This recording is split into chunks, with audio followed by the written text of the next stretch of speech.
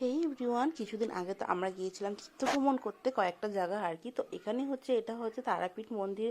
এই তারাপীঠ দর্শন করে পরের দিন আমরা যখন বেরিয়েছিলাম, তো এখানে আমরা এসেছিলাম বীরচন্দ্রপুর। তো এটা নাকি বাংলার বৃন্দাবনও বলা চলে। তো এখানে অনেক প্রচুর মন্দির রয়েছে।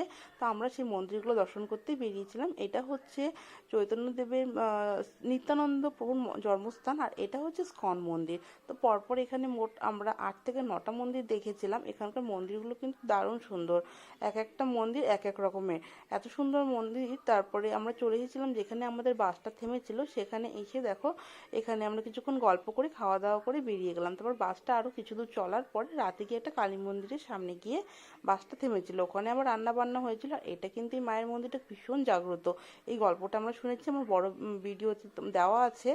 আর তারপরে আমরা খেয়ে দিয়ে বেরিয়ে গিয়েছিলাম আগ্রা যাওয়ার উদ্দেশ্যে। তো তারপর দেখা হচ্ছে তোমাদের সাথে নেক্সট এপিসোডে। চলো টাটা।